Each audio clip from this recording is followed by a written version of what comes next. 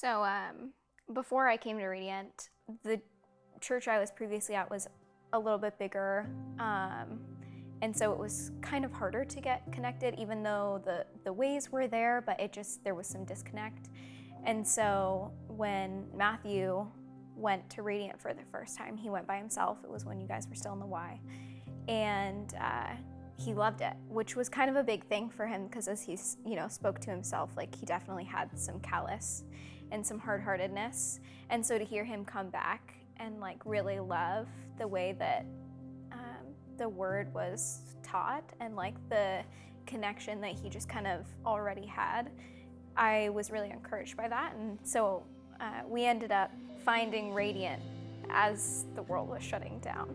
And so my first service was streamed, and I think it was the Easter service. That first Easter service was really sweet because I'd never seen Matthew so open to the word again, and like seeing him just feel comfortable in talking about Christ. And so I think that was kind of what did it for me to like find and explore more of Radiant. The first time I came to Radiant, I had been going to a church somewhat sporadically, but there was still something I was searching for, whether I knew it or not. Not sure exactly what I was expecting, but I walked in. It was during worship. I remember this. It was fairly small. There weren't a whole lot of people there. And I think that's what first caught me, was the fact that this is a new church and I know some of the people. So there's groundwork.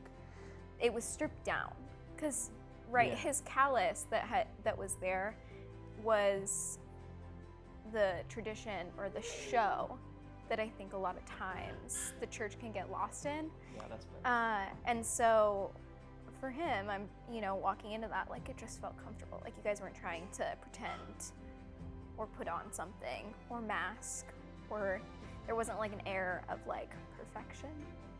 Yeah. I think the way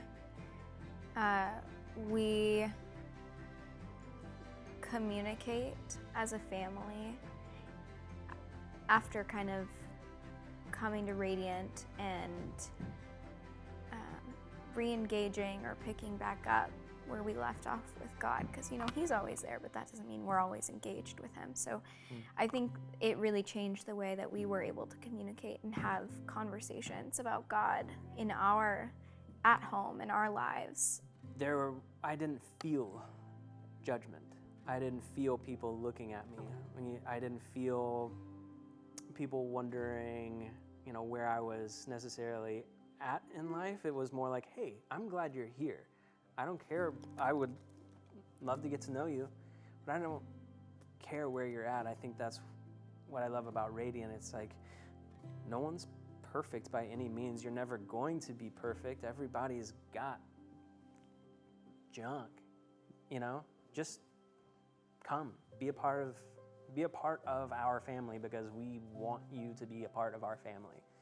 Whether you come every Sunday or you come once a year, just be a part of our family.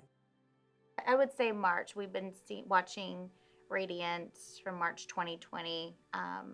We watched I feel like every Sunday. We had a lot of time on our hands, and if we didn't catch it on Sunday, then we would catch it on Monday. But I don't think we missed a sermon at all. Well, it was something that we looked forward to. We did look forward to it. It was a family event. And then with the first gathering outside, I was really excited about it. I felt like I already knew everybody. And that was a good feeling. I wasn't afraid or worried. Well, that was a big part for me is, as soon as we got there, not only we were welcomed, our children were welcomed. We didn't feel like, a lost sheep in the crowd. We felt like everybody's here to do this. Everybody's setting up blankets. We kind of immediately met our neighbors, probably because they were I know I'm not the outgoing person that probably initiated the conversation. Our neighbors were welcoming. Nice to see you guys. Where are you from? You know, it was just a very family kind of experience with a large group of strangers.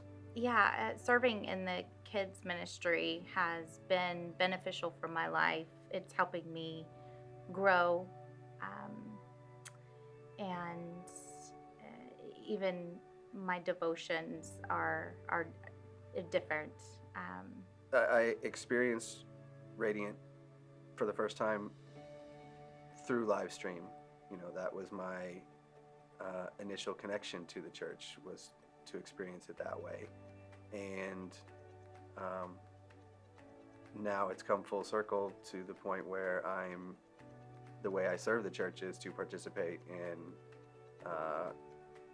sharing that with others through the live stream, you know, and helping facilitate the message getting out there via live stream, and hopefully reaching other people like myself.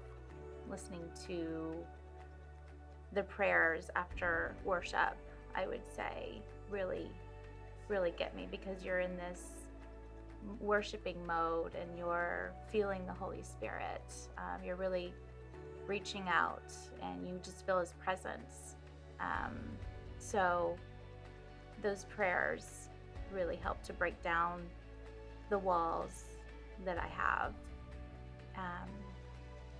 So I really look forward to worship time, because that's just a moment where I feel His presence the most. There's been a couple of things, instances where I have felt very touched here. One thing that stands out in my mind was, I don't remember time-wise, but I think we were still relatively new to the in-person. I didn't know very many people here personally. And there were some things going on in my life that were challenging that day. I was having a hard time getting here, and there were some things in the sermon that really touched me and really kind of addressed the current situation that I was going through, and I got kind of emotional. I was, Jess was serving, I believe, so I was by myself, and I, like I said, got emotional, noticeably emotional, I think. But I didn't think anyone noticed. And after the service, a guy came up to me and said, "Hey man, I don't want to intrude, but I saw you getting emotional during the service, and if there's anything you want to talk about, if there's any way I can help you, just let me know." And I said, "Yeah, man, I'm just dealing with some stuff, and I really appreciate talking to me." And his response was, "Is it okay if I pray over you? Is it okay if I just take you aside for a minute and we both, just talk to God here real quick?" And that never happened to me before. It was unexpected, but it's what I needed in that moment.